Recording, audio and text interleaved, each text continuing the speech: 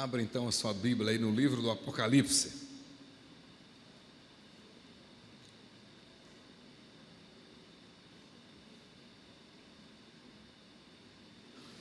Primeiro capítulo do livro do Apocalipse. Quero ler com os irmãos. E se você tiver dificuldade, de trás para frente você acha mais rápido, né? Apocalipse, capítulo 1. E amanhã é domingo, dia do Senhor, tem escola bíblica dominical, né? Se tiver dificuldade, o segundo passo é matricular-se na escola bíblica dominical, né? Daqui a pouco você vai estar afiado, vai achar Apocalipse rapidinho.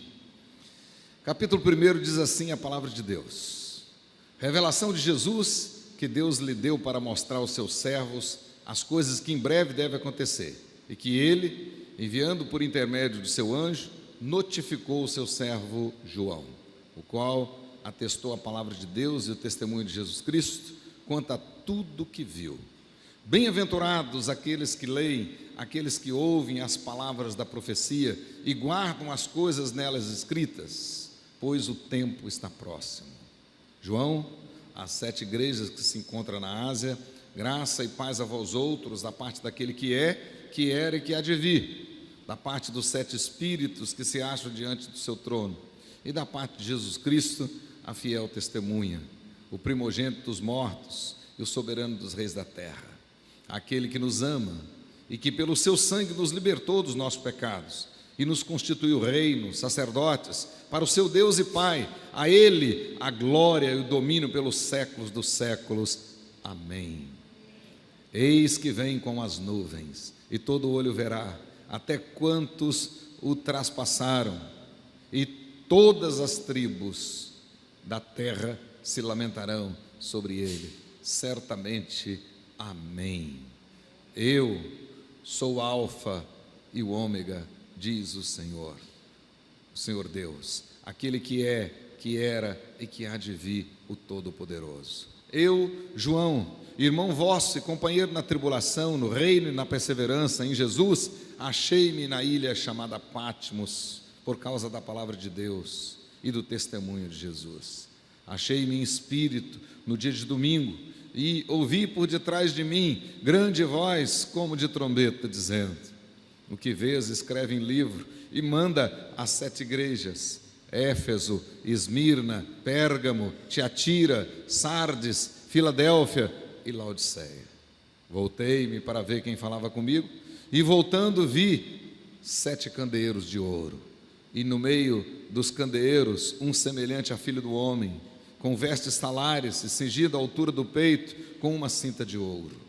A sua cabeça e cabelos eram brancos como a alva lã, como neve, os olhos como chama de fogo, os pés semelhante ao bronze polido, como que refinado numa fornalha, a voz como voz de muitas águas.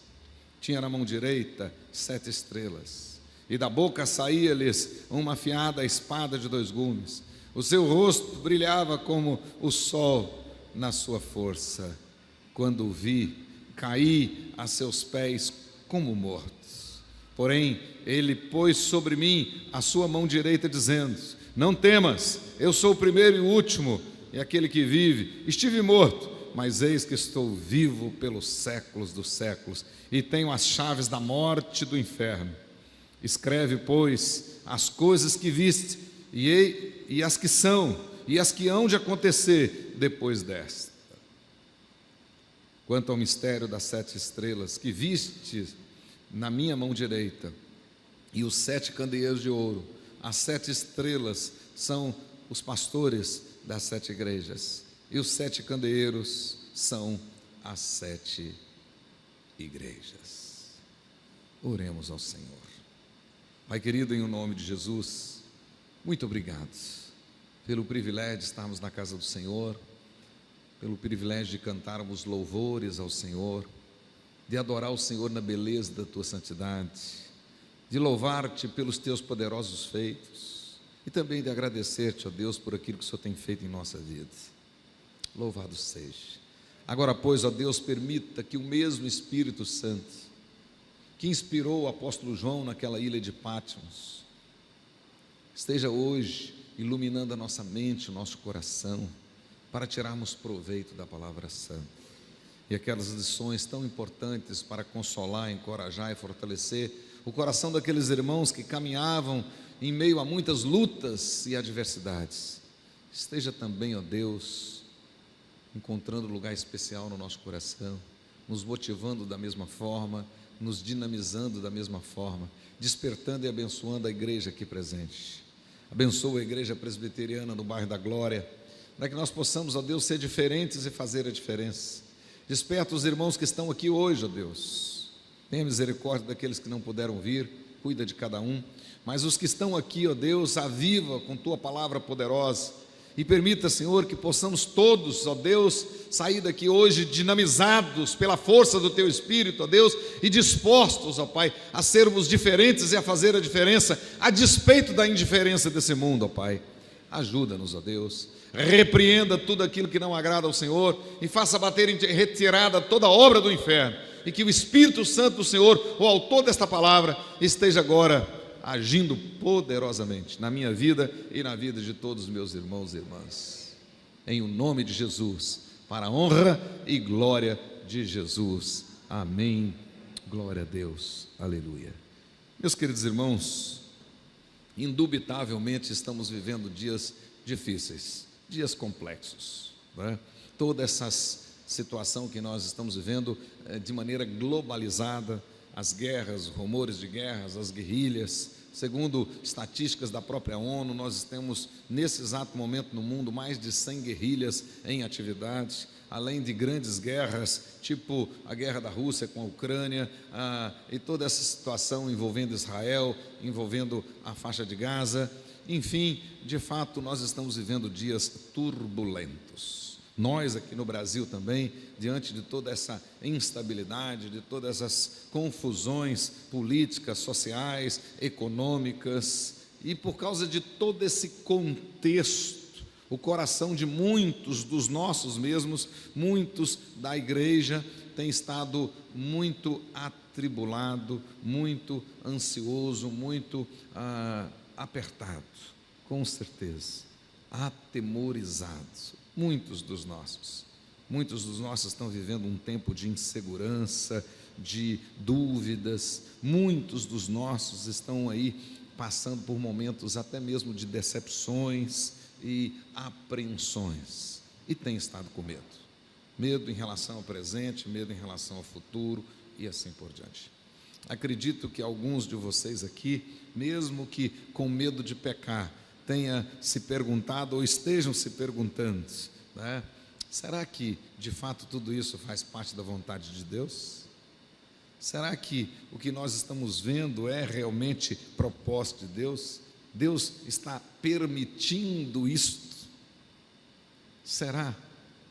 Muitos aqui com certeza estão aí vivendo momentos de perplexidade diante da fé num Deus bondoso, num Deus que cuida, no Deus da providência, e ao mesmo tempo relacionando isso com todas essas dificuldades e adversidades.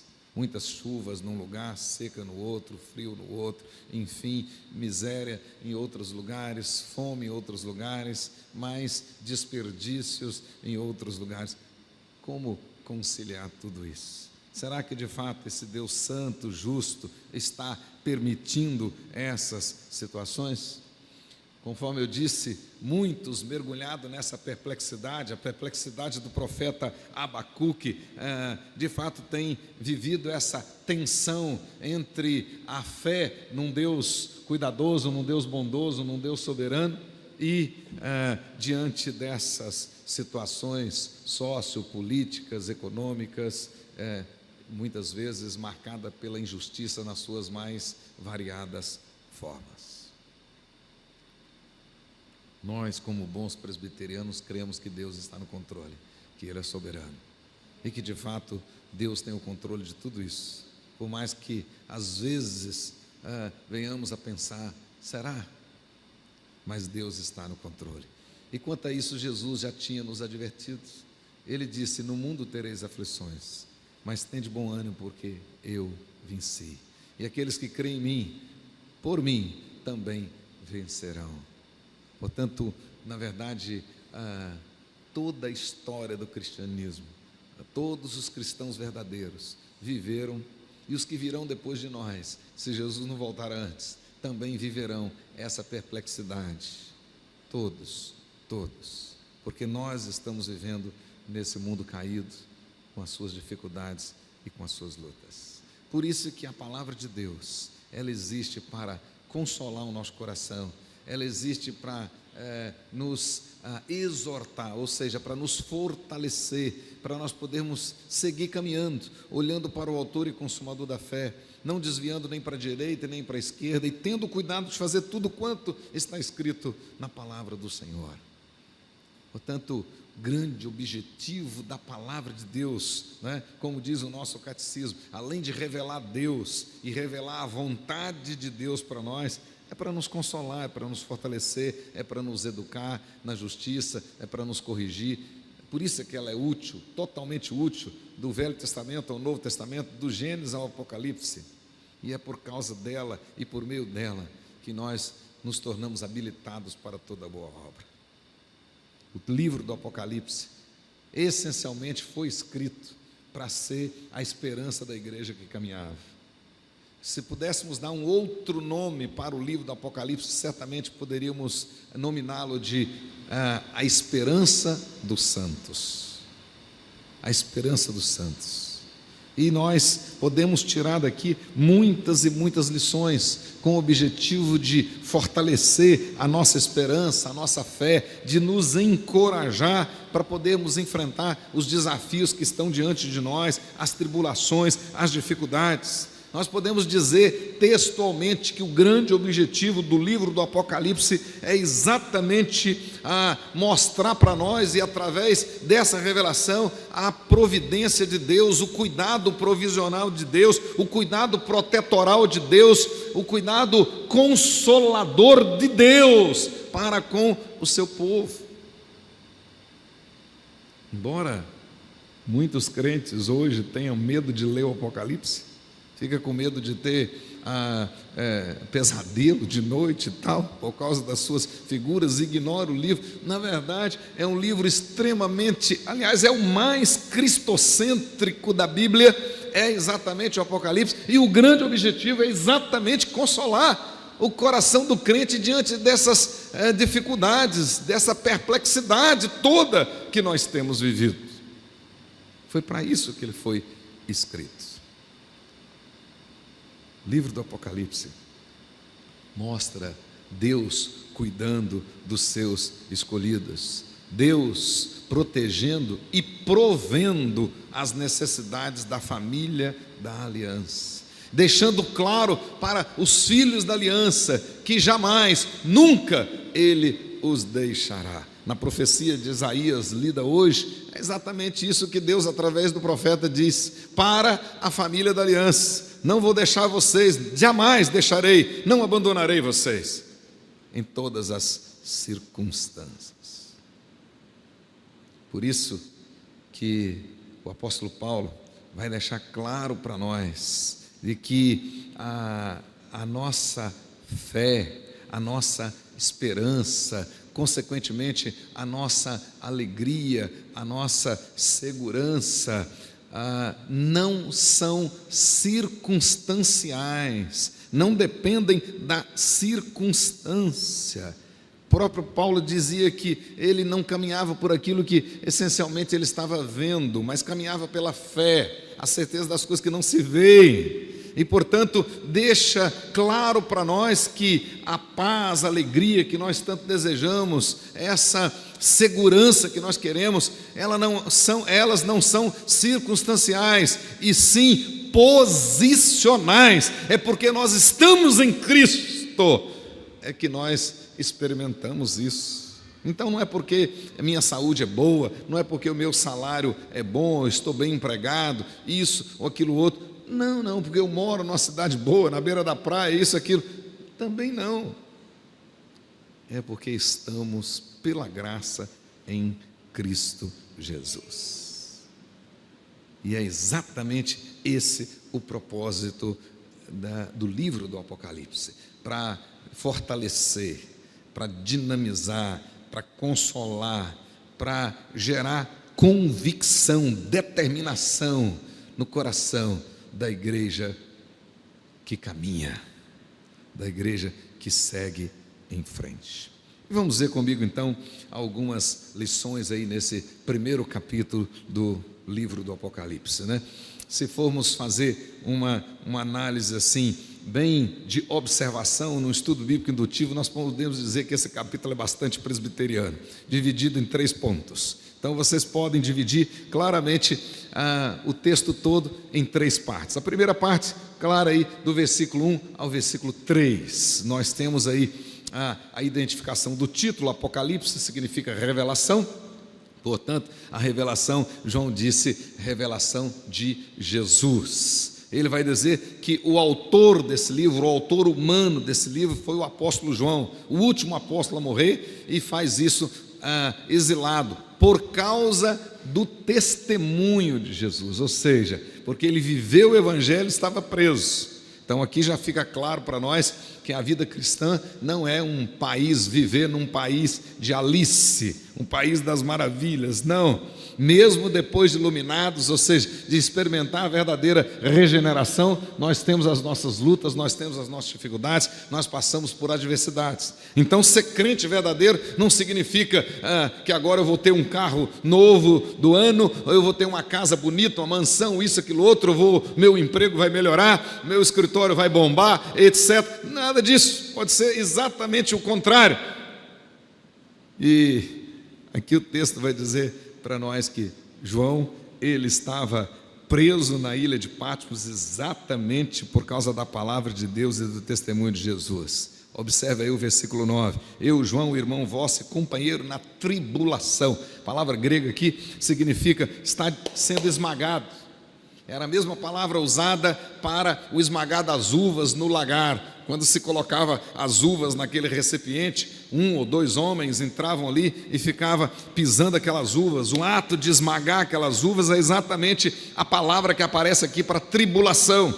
Então a igreja estava naquele exato momento passando por lutas e grandes adversidades e muita perseguição. E ele disse: eu sou companheiro de vocês na tribulação, que nós falamos hoje, né? Da necessidade da comunhão, do pastoreio, de estar junto, né? Pastor junto das ovelhas e experimentando as lutas e as adversidades que as ovelhas também experimentam. No reino e na perseverança em Jesus, achei-me na ilha, olha que ele diz, achei-me na ilha chamada Patmos por causa, o motivo, ele não matou ninguém, ele não roubou, nada disso, mas estava lá preso e condenado à morte, exilado, por causa da palavra de Deus e do testemunho de Jesus. Por ser testemunha de Cristo. O autor humano, João, o apóstolo, o último a morrer. O texto vai mostrar para nós o assunto da carta. Observe claramente aí, ainda no versículo 1 e 2, ele diz lá claramente: o qual atestou a palavra de Deus e o testemunho de Jesus Cristo. Então, o assunto desse livro, na verdade, é o testemunho de Jesus Cristo. Por isso que eu disse que o livro do Apocalipse é o livro mais cristocêntrico do Novo Testamento, da Bíblia como um todo. É o mais cristocêntrico. O grande objetivo é exatamente falar de Cristo. E é o livro do Apocalipse que apresenta Jesus como o vencedor contra o dragão, o vencedor contra Satanás, venceu a morte, venceu tudo. E por causa disso está à destra de Deus Pai. Então, o conteúdo desse livro é a vitória de Jesus, e por meio de Jesus, a vitória da igreja. Então, é nesse livro que nós vamos ver Jesus vencendo Satanás, o dragão e todos os seus agentes, né? O conteúdo como um todo, além de ser o testemunho de Jesus, aqui no versículo 19, também, bem presbiterianamente, é dividido em 3 partes. Claramente, observe aí, o que forma o livro do Apocalipse? As coisas que vistes, ou seja, o passado do apóstolo João, as coisas que são, ou seja, o presente de João, e as coisas que hão de acontecer depois dessas, ou seja, o futuro imediato e o futuro distante, o futuro escatológico. Então, na verdade, o livro do Apocalipse, ele não é totalmente profético, não. Nós temos aqui, de fato, partes históricas, o passado dele, nós temos aqui partes do presente, o presente dele, então são cartas pastorais. As 7 cartas do Apocalipse não são proféticas, são pastorais, são cartas como a carta aos Efésios, como a carta aos Filipenses e assim por diante. Então, cartas pastorais. João pastoreava aquelas igrejas e, para consolar o coração daqueles irmãos, ele recebe essas revelações e encaminha aquelas igrejas. A partir do capítulo 4 é que nós vamos ter profecias de fato. Então, o conteúdo do livro pode ser estudado e dividido em 3 partes: passado, presente e futuro, bem cartesiano, né? E essas 3 partes, elas são trabalhadas em todo o livro do Apocalipse em 4 visões. Então, se você quiser estudar o livro do Apocalipse também pelas visões, você vai estudar 4 visões. A primeira delas é essa, é a visão de Patmos. Ele diz: achei em espírito, en pneumatia, achei em espírito, no dia do Senhor aqui, o domingo mesmo, né? E ele tem então as revelações na ilha de Patmos. Depois, a partir do capítulo 4, ele diz: agora fui transportado em espírito para os céus e me achei diante da sala do trono. E aí vai do capítulo 4 até o capítulo 16, uma visão agora do céu. João transportado em espírito para o céu, uma visão. E para que ele começasse a ver as coisas que iriam acontecer, e antes que ele as visse, Deus prepara o coração dele, e consequentemente prepara o nosso, o coração também dos leitores originais, mostrando-lhe o trono, capítulo 4, e mostrando a vitória do Cordeiro, que embora sendo leão, venceu como Cordeiro, capítulo 5, e aí depois de consolar o coração de João, e dar aquela força para ele, que tudo aqui no mundo, tudo, a história da humanidade, na verdade, não está aí acontecendo por acaso, não, mas uma agenda traçada na eternidade está se cumprindo dia após dia, e aquele que se assenta no trono governa todas as coisas. Olha que consolo, tem nada que possa consolar mais o coração do crente que está passando por uma luta, é saber que Deus está sentado no trono. Quando Isaías estava vivendo um momento de grande perplexidade, e ele vai para o templo, capítulo 6 de Isaías, Deus consola o coração do profeta, mostrando a mesma visão que mais tarde mostraria para o apóstolo João. Mostrou para Isaías a visão do trono, Deus assentado no trono. Capítulo 6 diz: no ano do rei Uzias, eu vi o Senhor assentado no alto e sublime trono. Ali o coração do profeta se fortalece. Deus está no controle. Você pode não estar entendendo, mas Ele está no controle. Você pode achar que não é bom, mas todas as coisas cooperam para o bem daqueles que amam o Senhor. Deus está no trono. Então você tem ali a visão de Patmos, a visão do céu. Logo adiante, no capítulo 17, aí o cenário muda. Aí nós temos a visão do deserto, né? A terceira visão do Apocalipse. E depois no finalzinho, né? Lá no capítulo 21, nós temos a quarta visão, a visão da montanha. Agora a visão da nova Jerusalém, novos céus, nova terra. Tudo aconteceu, nós fomos preservados, guardados, protegidos, selados. Nós, o povo da aliança, Deus cumpriu a sua promessa, nenhum daqueles que Deus elegeu se perdeu, e agora com Ele para sempre reinaremos. Ele fez. E toda a intenção de tudo isso era fortalecer o coração daqueles irmãos, porque estavam enfrentando grandes perseguições, grandes lutas, muitos morrendo por causa da fé, sendo executados, jogados nas arenas, muitos sendo espoliados. A autoridade chegava, tomava tudo e levava as meninas para serem escravas sexuais, levava os rapazes para serem escravos. Mas mesmo diante de tudo aquilo, Deus mostra para João, e João escreve e manda para as igrejas, para consolar os crentes, e isso nos consola até hoje. E no versículo 3, olha comigo, nós temos a primeira bem-aventurança, a primeira promessa. Nosso Deus, tem um cântico que a gente canta, é Deus de promessas, e é verdade. O Evangelho, traz as promessas do Senhor, e nós cremos que essas promessas são infalíveis, que essas promessas são imutáveis. E lá no escritor da carta aos Hebreus, na carta aos Hebreus, ele vai dizer que isso é a segurança da nossa alma, é uma âncora segura e firme da nossa alma, ou seja, as promessas de Deus e o juramento que Ele fez, que vai cumpri-las. Então, duas coisas imutáveis, as promessas e o juramento. Por causa disso, nós podemos confiar. Você pode confiar. Deus vai cumprir. Deus não é homem para mentir. Aquilo que Ele prometeu, Ele vai cumprir. E aí observe bem no versículo 3, a primeira delas. Aqui no livro do Apocalipse aparece 7 bem-aventuranças, e a primeira delas é essa: bem-aventurados aqueles que leem, aqueles que ouvem as palavras da profecia, e aqueles que guardam, aqueles que colocam em prática. É verdade.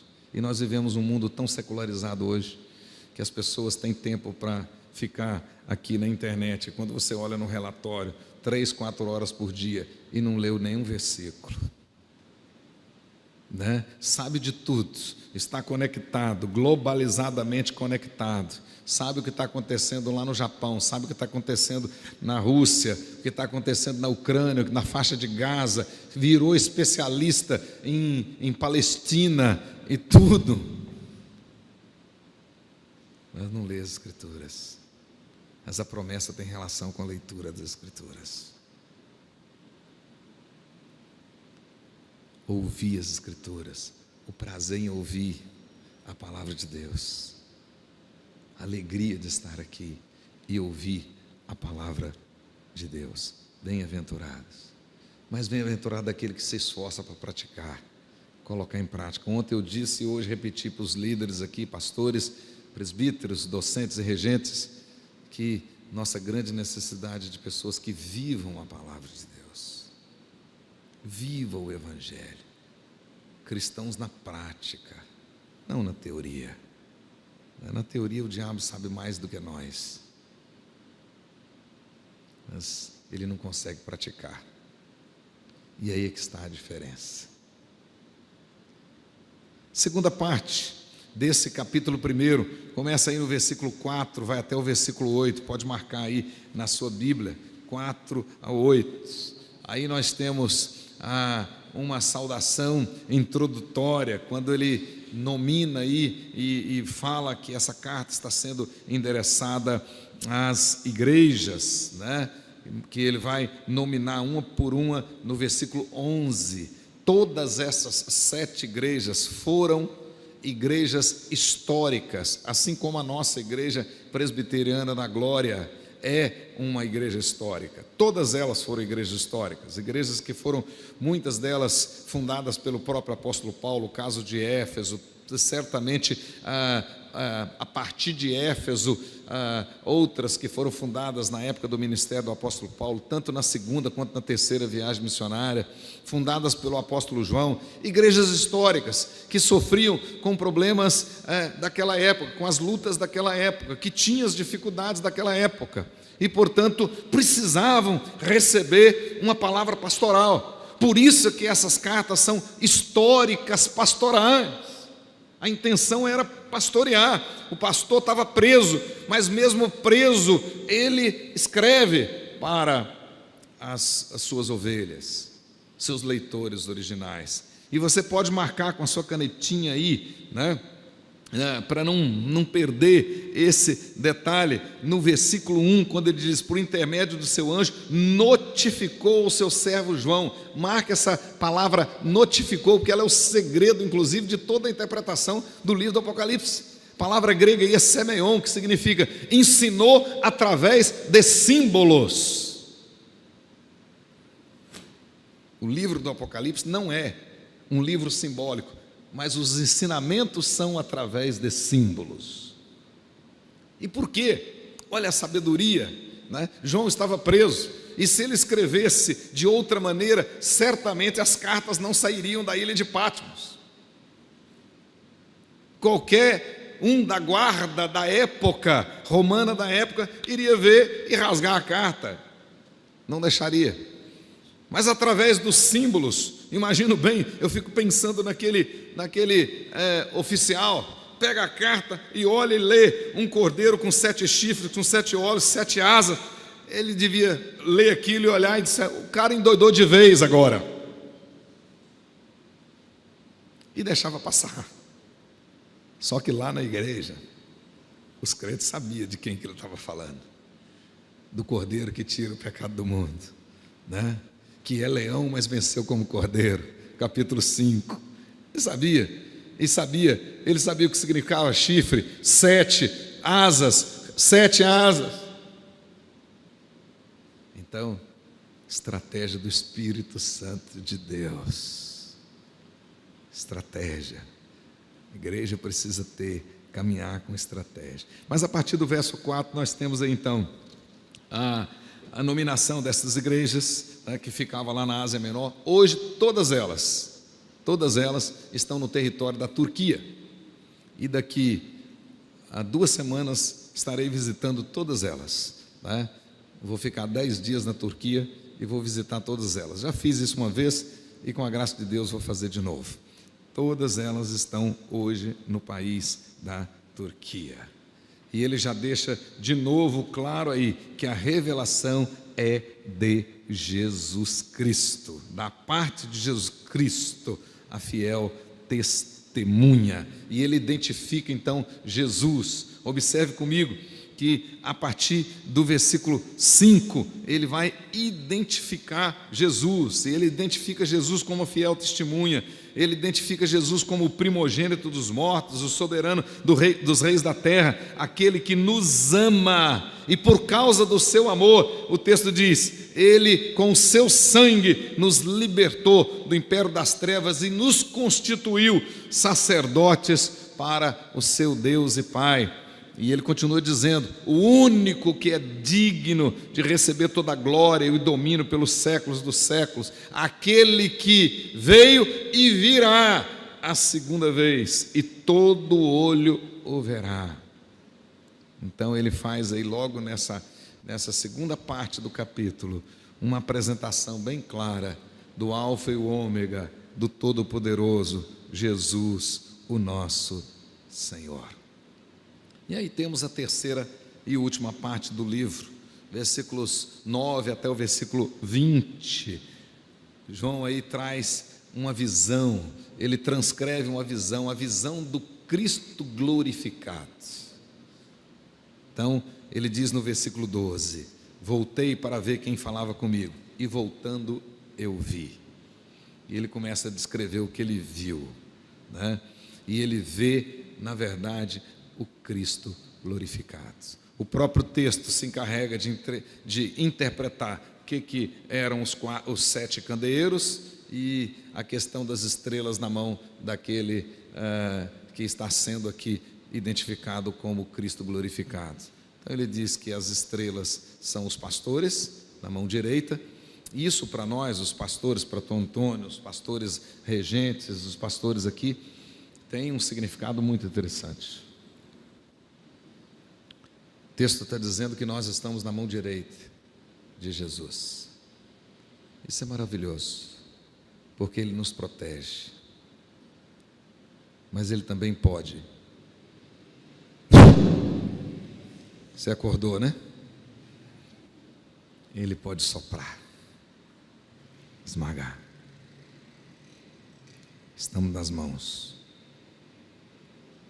Daí a nossa grande responsabilidade. Ele nos protege, mas Ele pode nos soprar.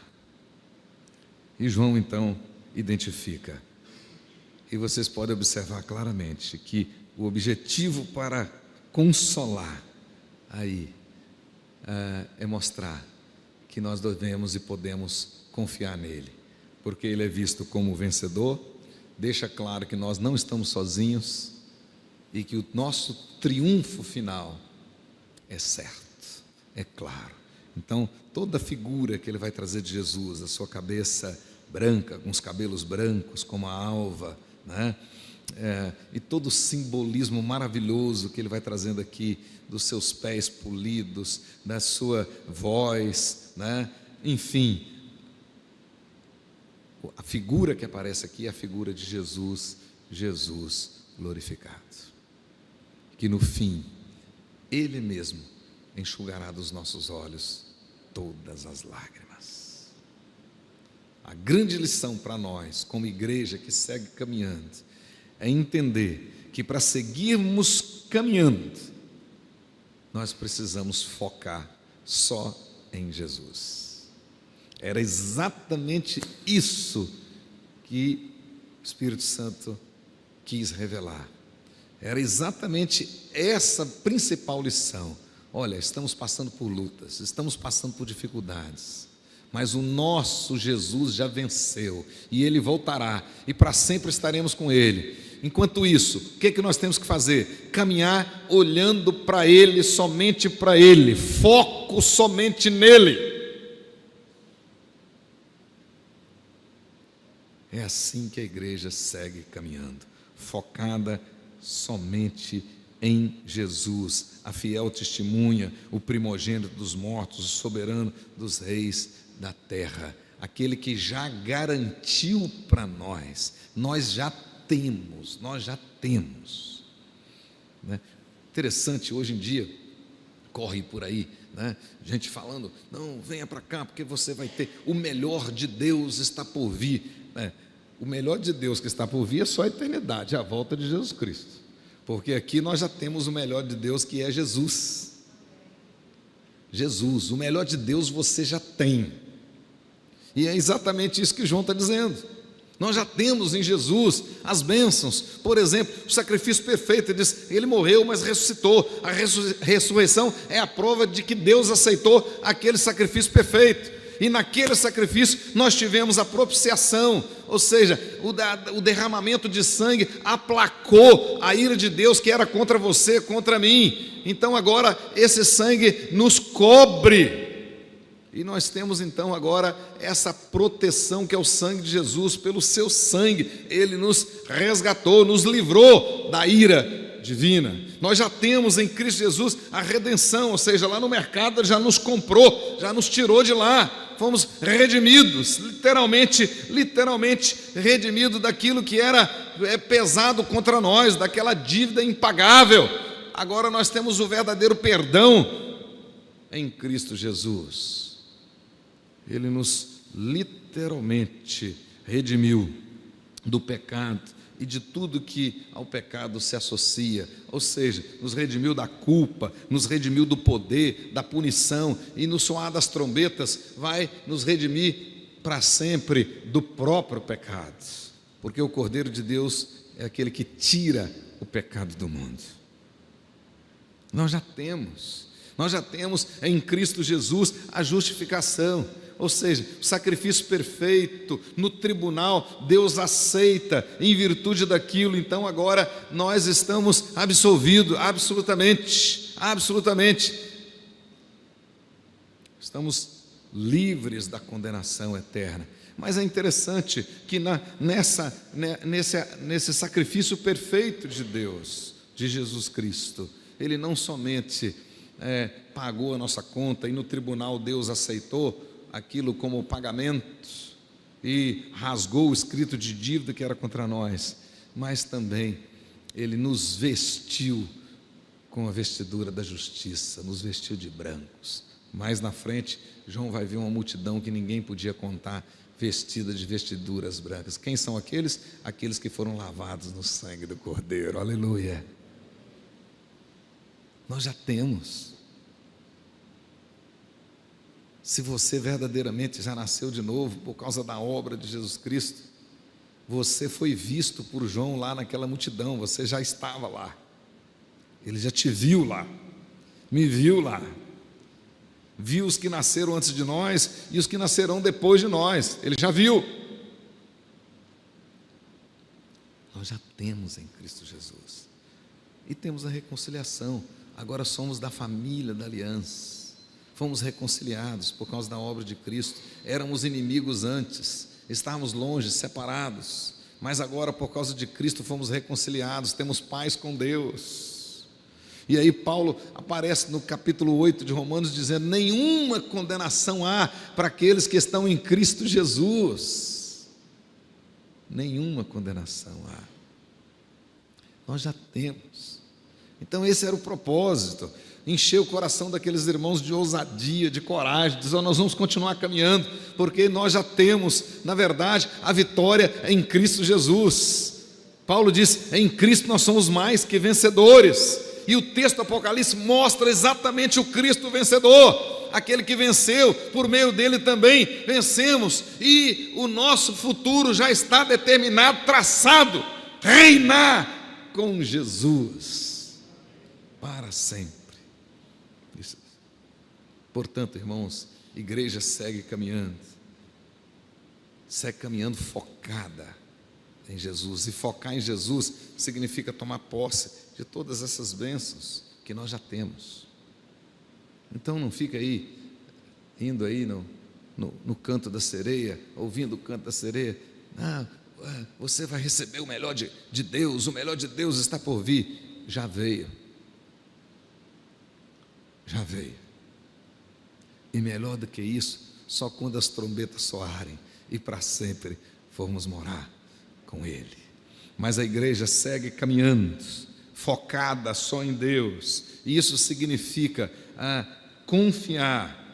Isso significa realmente esperar pacientemente na infalibilidade das promessas de Deus.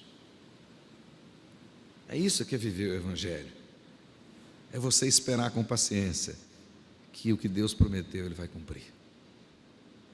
Muitas coisas você pode nem ver, morrer antes, mas Deus vai cumprir. Então aquela mãe que está orando pelo filho e que crê na salvação daquele filho, e ela ora, e ela toma posse da promessa: eu e minha casa serviremos ao Senhor. Creia no Senhor Jesus, será salvo tu e a tua casa. E você não desiste. Você pode até morrer, mas Deus vai cumprir a promessa dele. Deus vai. Tiago, por exemplo, Tiago da Bíblia, o livro de Tiago, meu irmão de Jesus, só se converteu depois da morte de Cristo.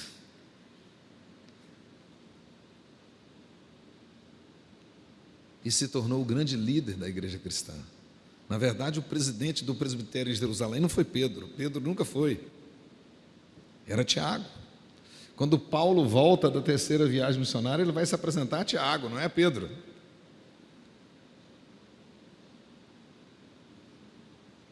Esse é Tiago, que se converte depois da morte de Jesus. Então creia na promessa, né? E as principais promessas, o que resume a aliança: eu estarei com vocês, jamais deixarei e não abandonarei. Isso é resumo da aliança, isso é promessa. Deus não muda. Como eu já citei aqui hoje, o escritor da carta aos Hebreus diz: isso é âncora para a nossa alma. Duas coisas que não podem mudar, certo? Duas coisas, ele diz lá: aquilo que Deus prometeu e aquilo que ele jurou. O juramento dele é a sua promessa, não pode. Então você pode seguir em frente. Deus disse: estarei com vocês. Outro detalhe que o livro do Apocalipse mostra com clareza para nós é que Deus ouve as nossas orações. O livro do Apocalipse vai deixar claro para nós que as nossas orações são ouvidas nos céus e respondidas na terra. Deus tem prazer em ouvir a oração do seu povo. Salmo 116, segundo os estudiosos, provavelmente quem escreveu o Salmo 116 foi o rei Ezequias, depois da sua experiência de enfermidade, etc, etc. Mas ele começa o Salmo dizendo: amo o Senhor porque Ele ouve a minha oração, a minha voz. Deus não é surdo, nem está longe, mas Deus ouve a nossa oração.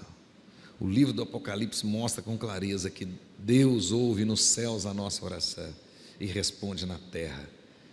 Mais uma vez, citando Hebreus, ele diz lá que nós devemos, no capítulo 4, nos aproximar confiadamente, ousadamente, junto ao trono de graça, certos de que alcançaremos graça, socorro para a ocasião oportuna. Então era isso que João queria dizer para aqueles irmãos que estavam sofrendo, inclusive ele também. Por isso que ele disse: eu sou companheiro de vocês nessa tribulação, vocês estão sofrendo aí, eu estou sofrendo aqui, mas uma coisa é certa, nós não estamos sozinhos, Deus não vai nos abandonar, Ele não vai nos deixar, e Ele ouve as nossas orações, sim, e mais do que isso, Ele prometeu que voltará.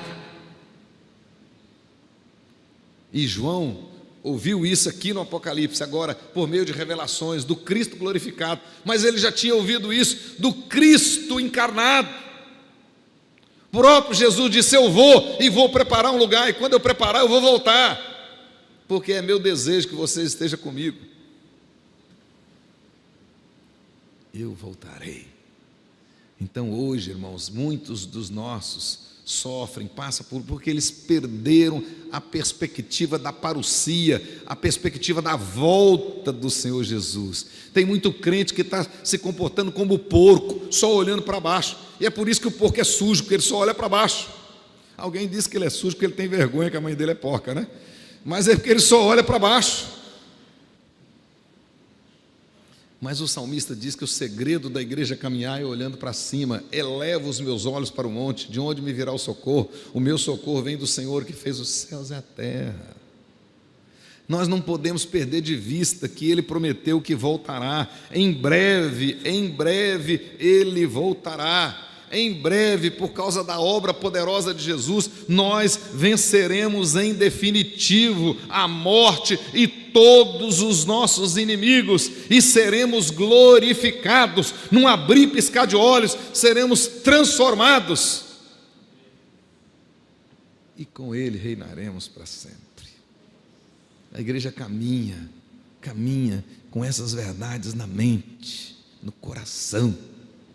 Então nós não podemos perder de vista. Se você ficar olhando só para baixo, você só vai ver problemas, dificuldades, e vai perder de vista a volta de Jesus. E a igreja não pode perder de vista a volta de Jesus. Aquele que vem, virá, não tardará. Em todos os momentos, podem fazer essa pesquisa de dificuldades, de lutas e de adversidades. Todos os escritores do Novo Testamento, eles procuraram trazer à mente dos seus leitores a verdade de que Jesus está voltando. E aqui no Apocalipse não foi diferente. Por último, queridos irmãos, nesse capítulo introdutório, nós podemos ver que a igreja segue caminhando.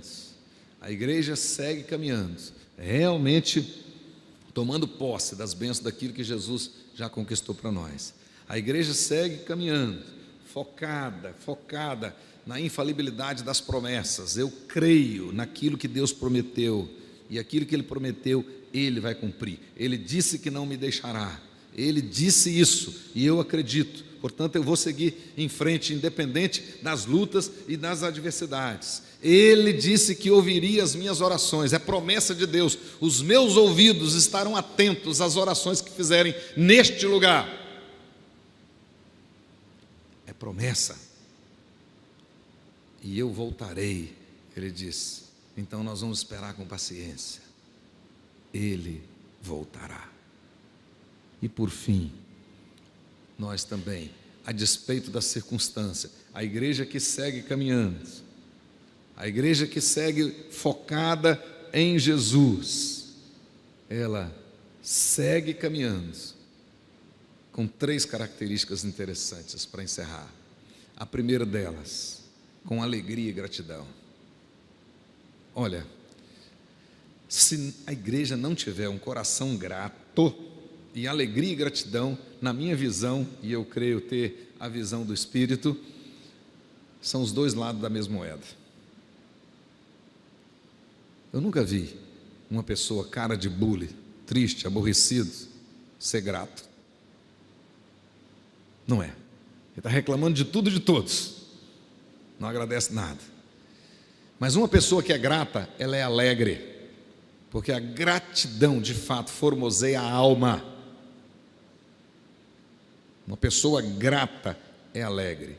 A igreja segue caminhando, focada em Jesus, com alegria e gratidão. Uma igreja alegre, uma igreja grata, ela cresce, é um lugar agradável. As pessoas querem estar aqui, mesmo sendo admoestada, mesmo sendo confrontadas, mesmo chorando. Aqui é o lugar que elas querem. É assim que a igreja caminha, com gratidão e alegria. Aqui, a igreja da glória precisa ser um espaço de gratidão e alegria. As pessoas que estão lá fora precisam ver que o coração dos membros dessa igreja é um coração agradecido, agradece a Deus por tudo, em todas as circunstâncias e o tempo todo. Então nós temos motivo de alegria, mesmo no choro, mesmo nas lutas, nas adversidades, porque a alegria, como eu disse, não é circunstancial, é posicional, é pelo fato de estarmos em Cristo. O povo vai perguntar, mas por que vocês são alegres? Nós somos alegres por causa de Cristo, porque Cristo nos alcançou, porque nele nós já temos as poderosas bênçãos de Deus. Nele nós temos a redenção, nele nós temos a propiciação, nele nós temos a justificação, nele nós temos a reconciliação. Que mais que você quer? E por que você está reclamando com a dor de cabeça, com isso, com a doença, com aquilo outro, com a falta de dinheiro? Isso tudo vai ficar por aqui, não trouxemos nada para cá e daqui nada levaremos. Essa é a verdade. Por isso é que nós somos alegres. Somos alegres. Antigamente tinha um corinho que a gente nem canta mais, mas era da época do Frank, ele cantava muito isso aqui, né? Porque ele, acredito que não entrou na arca, mas ele pisou na lama, com certeza. O fato é que nós cantávamos, né? A alegria está no coração de quem já conhece Jesus. E é verdade. Você pode estar chorando, mas é alegre. É alegre. Você chora a partida de alguém, um dos nossos, né, morreu, foi recolhido às mansões celestiais. A gente chora a saudade, e não tem nada de errado nisso. Mas nós oferecemos ações de graça ao Senhor, porque aquele combateu o bom combate, completou a carreira e guardou a fé. É por isso, é diferente. Por isso é que Paulo, escrevendo aos Tessalonicenses, não quero que vocês sejam ignorantes como aqueles que não têm esperança. Nós temos esperança. Então a igreja caminha com alegria e com gratidão. Tudo para nós aqui é motivo de dar graças. Tudo. Nasceu uma criança, nós estamos alegres, né? Morreu alguém, nós nos alegramos também, porque ele completou a carreira dele, ele alcançou o que nós cremos que vamos alcançar também. Daqui a pouco é o nosso momento, é a nossa vez. É isso, a gente canta isso, mas às vezes não vive. Tem gente aí querendo ver a face de Cristo e canta assim, mas não quer morrer. Como é que você vai ver se você não morrer? Entendeu? É isto. Então nós vamos caminhar com alegria e gratidão. Segundo, com obediência, dependência irrestrita de Deus. O que Deus quer não é sacrifício, mas é obediência.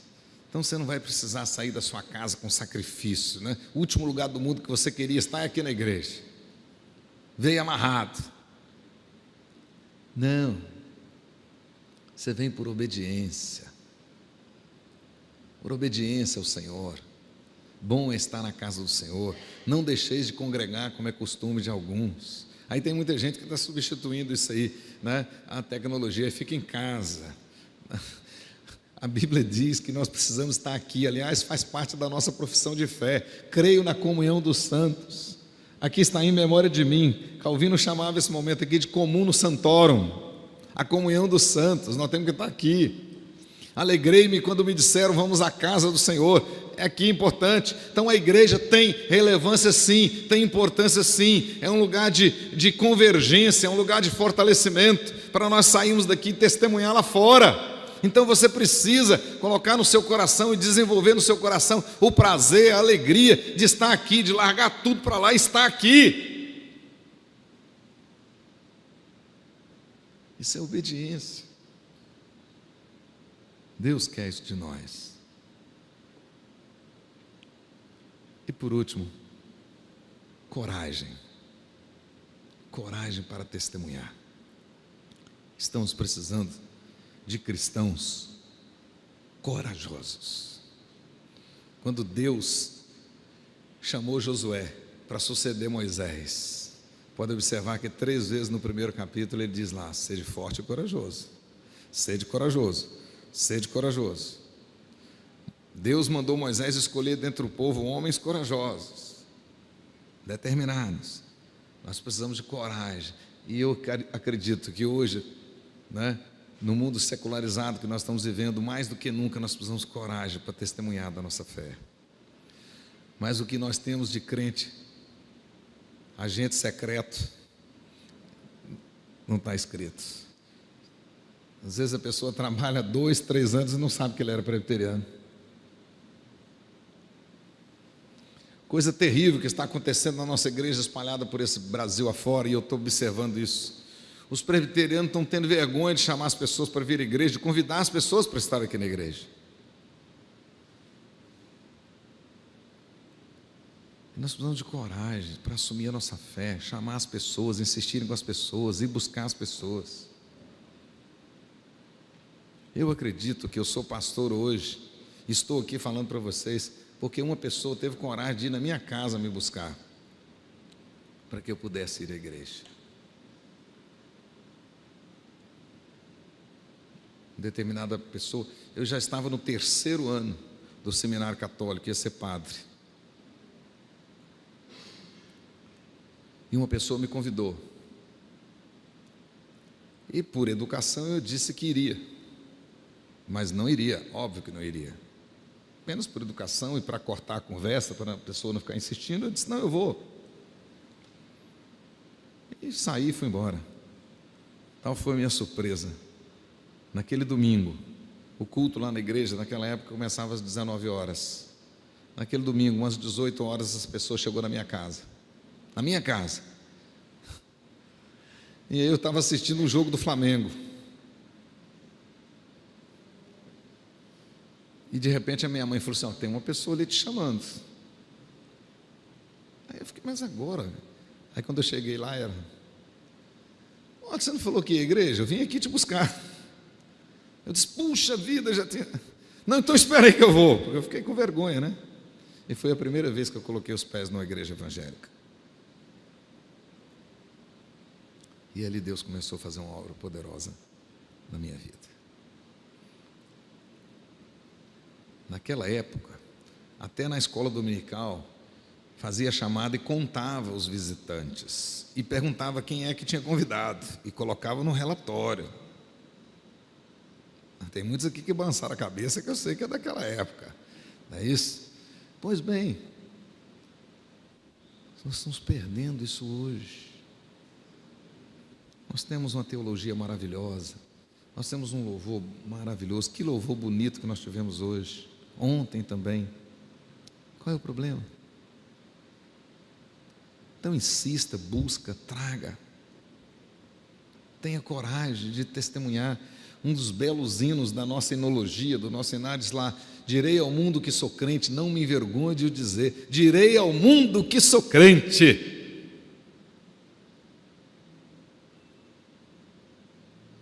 O que nós já recebemos em Cristo Jesus é tão precioso, é tão valioso, é tão grande, que de maneira alguma nós podemos esconder. Jesus contou várias parábolas com esse pano de fundo. Você não pode esconder esse tesouro que você já recebeu. Essa luz que foi acesa não pode ser abafada por um balde, porque não tem a mínima lógica acender uma lâmpada e colocar um balde para impedir a sua claridade. Então Deus acendeu essa lâmpada e você precisa clarear. Não tenha vergonha. Ah, pastor, mas eu não sei, não precisa saber falar, traga, põe aqui. Deus vai usar o pastor, vai usar outra pessoa para falar o coração daqui. É assim que a igreja caminha.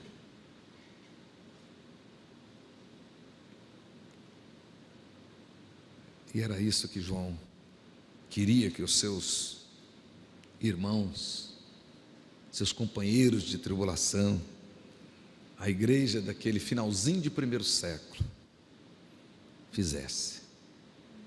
Era exatamente isso. Vocês estão passando por lutas, por dificuldades, mas vamos seguir em frente, vamos seguir caminhando. Deus está conosco, Ele ouve as nossas orações, Ele voltará, em breve estaremos juntos. Daqui a pouco isso tudo vai passar e nós estaremos juntos para sempre.